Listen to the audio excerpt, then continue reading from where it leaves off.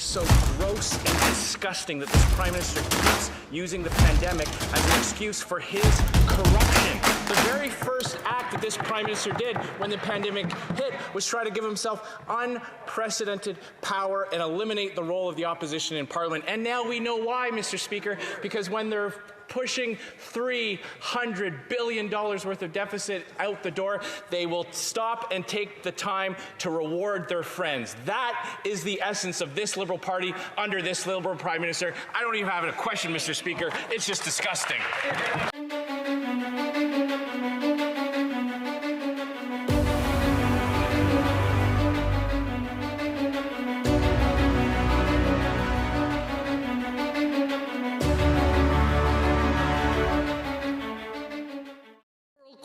Question orale, the Honourable Leader of the Opposition.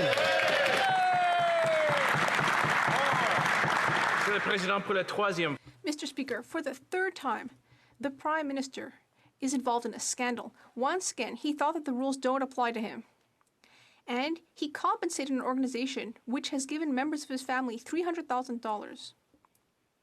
And an organization which gave the Prime Minister a huge political platform. Canadians have had enough. They want to know the truth. I have a simple yes or no question. Will the Prime Minister appear before the Finance Committee? We have received the invitation, Mr. Speaker. We will consider it, and I'm very happy to be here today to answer questions. I will also be here tomorrow in the House so that the opposition members can ask me all the questions they wish. As I've already said, it was the independent public service that made the recommendation of the We Charity to deliver opportunities to students. I should have recused myself from that discussion. I did not, and I'm sorry. Le chef de l'opposition. This isn't about just a simple recusal, Mr. Speaker. Here we have an organization that has paid cash to the Prime Minister's family and given him and other senior Liberals a massive political platform. That organization gets in trouble after gobbling up millions of dollars worth of prime Toronto real estate and breaking their bank covenant. They then lobby the government for a tailor-made program that they will be able to take an administration fee for managing. The government does them even better, comes up with an even bigger program, gives them a sole source contract, and the Prime Minister would have us all believe that this is a massive coincidence. Will the Prime Minister do the right thing, show up and testify at committee? The Right Honourable Prime Minister. Mr. Speaker, during this unprecedented pandemic, we put out billions of dollars to support Canadians, young and old, workers, employers, and entrepreneurs, to make through this particular challenge that is hitting us all extremely hard. We put forward a $9 billion package for students that included deferral of student loans, that included direct support through jobs, through Canada Summer Jobs and jobs in COVID-affected sectors. We've continued to look for ways to encourage volunteerism. We will continue to stay focused on the things that matter to students and to all Canadians. Honourable Leader of the Opposition. So gross and disgusting that this Prime Minister keeps using the pandemic as an excuse for his corruption. The very first act that this Prime Minister did when the pandemic hit was try to give himself unprecedented power and eliminate the role of the opposition in Parliament. And now we know why, Mr. Speaker, because when they're pushing $300 billion worth of deficit out the door, they will stop and take the time to reward their friends. That is the essence of this Liberal Party under this Liberal Prime Minister. I don't even have a question, Mr. Speaker. It's just disgusting. The Right Honourable Prime Minister. Mr. Speaker, one would think that when a House of Commons is about to pass legislation worth over $50 billion to help businesses with an extension of the wage subsidy, that there might be a question from the opposition on that or on anything they want to bring forward.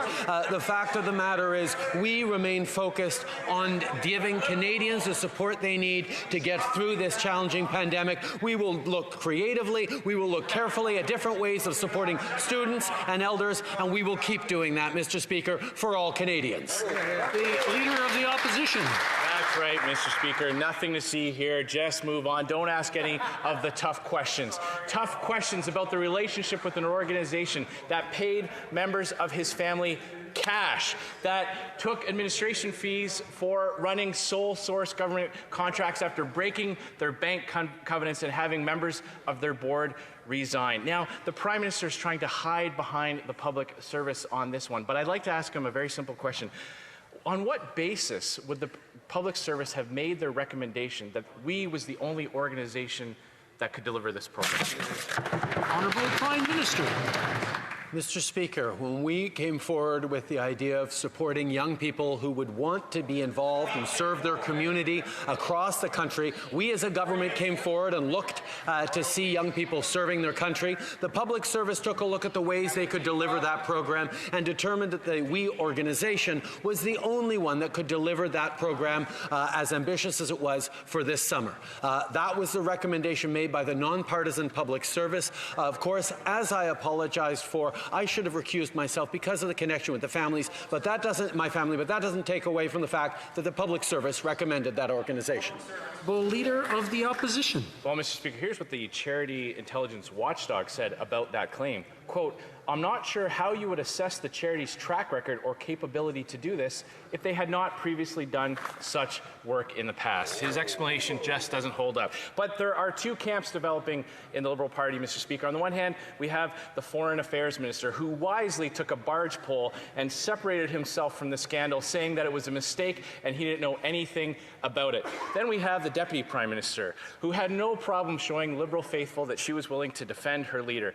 I would ask the Deputy Prime Minister, what would it take for her to lose confidence in the scandal-plagued Prime Minister? The Right Honourable Prime Minister. Mr. Speaker, every step of the way, our government has been looking to support Canadians through this unprecedented pandemic. Yes, we put out tens of billions of dollars, hundreds of billions of dollars into the pockets of Canadians, workers, families, entrepreneurs, people working all across the country who were challenged with this pandemic. And we looked for ways to support students as well, through summer jobs, through creating new jobs in various industries, but also through encouraging volunteerism and service to this country. We will continue to look to ways to support Canadians right across the country through this difficult time.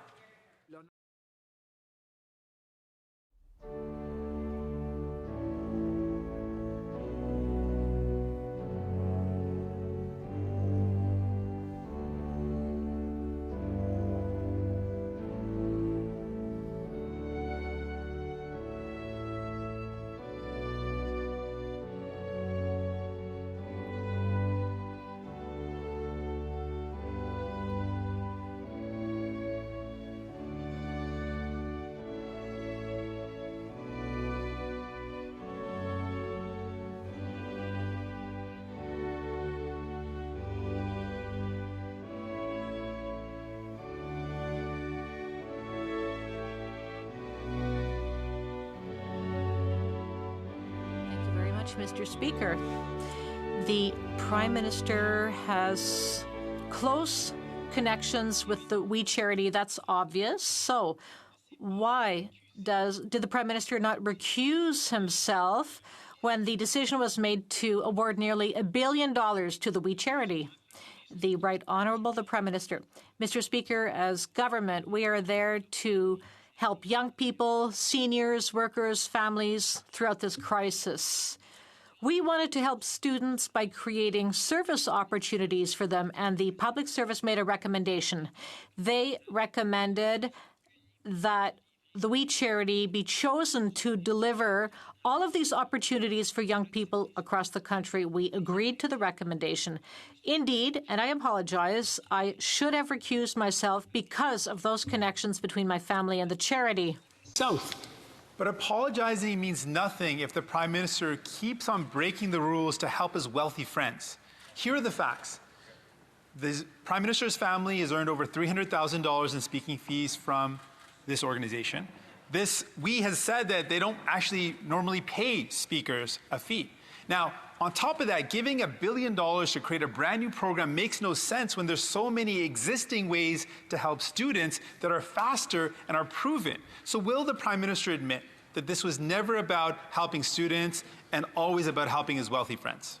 The Right Honourable Prime Minister. Mr. Speaker, it's a shame to see such cynicism from the NDP in regards to supporting students.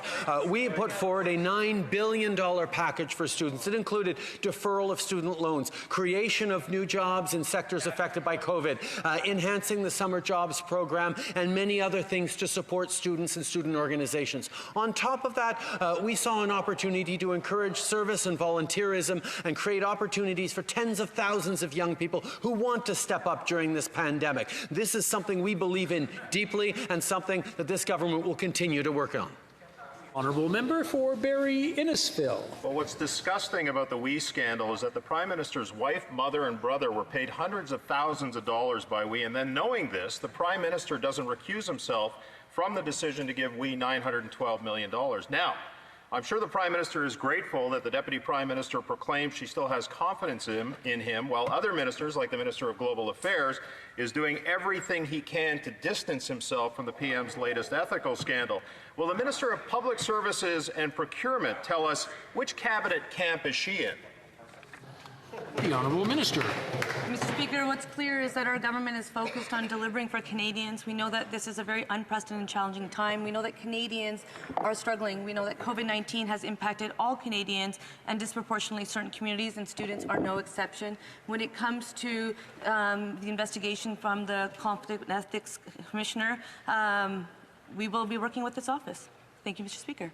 Member for Barrie Innisfil. Well, we already know what camp the Minister of Diversity, Inclusion, and Youth is in. But the Prime Minister's family was on the WE payroll when the decision was made by the Cabinet to award a sole source contract of $912 million. Mr. Speaker, my question is for the Minister of Innovation, Science and Industry. Which camp is he in? Is he in the camp of the Deputy Prime Minister's confidence in the Prime Minister, or is he in the camp of the Global Affairs Minister who is distancing himself from the Prime Minister's latest ethical scandal? The Honourable Minister.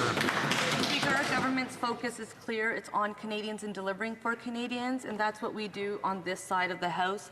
The Conservatives can choose to play their politics of division. That will not be our focus. We are in the midst of a pandemic. We are not out of the woods yet. We need to deliver for Canadians. That's exactly what we'll do. The $9 billion program, the suite of programs we put forward for students, was the right thing to do, and I think it's really great that we're talking about legislation today, debating legislation that's going to help small businesses, that's going to help communities, it's going to help people with disabilities. No matter the delay, the Conservatives.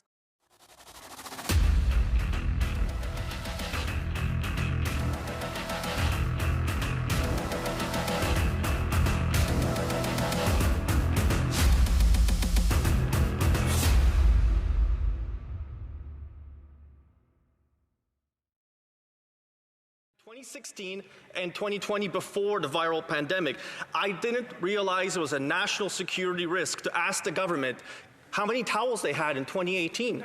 To the health minister, what is the security reason for not disclosing the past PPE stockpiles?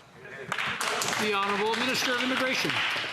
Mr. Speaker, our government's record on PPE, has been unequivocally clear and strong. The health and safety of our frontline healthcare workers is our top priority.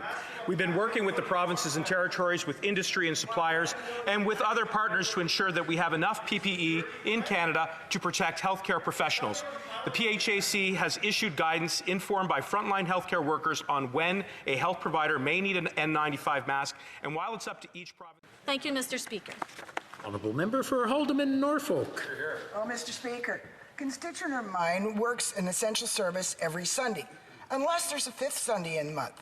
If she works that, then she has to sacrifice her whole CERP payment because she'll have been paid a whopping $2 more than the limits allow.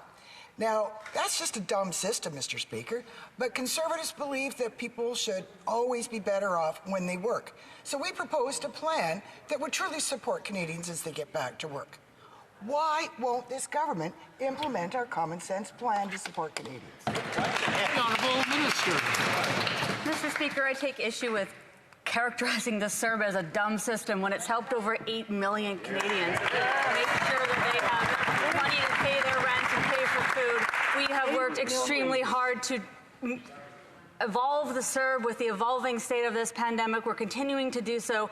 We are absolutely committed to make sure. Mr. Speaker, We have a health care crisis to manage, a global pandemic, and the possibility of a second wave. All of us are having to deal with an international economic crisis and as well as a public finance crisis. The last thing we need is a leadership crisis at the head of this government. In the interests of everyone, will the Prime Minister step aside in favor of the Deputy Prime Minister during the investigation? The Honourable Minister. Thank you, Mr. Speaker. The Prime Minister has the full confidence of all the government, all the caucus. We're working to do better for all Canadians. We're trying to be here for those who are ill, for those who are looking after ill people, for our seniors, for persons with disabilities. And that is why we're here today with the support of everyone to make a real difference for all Quebecers.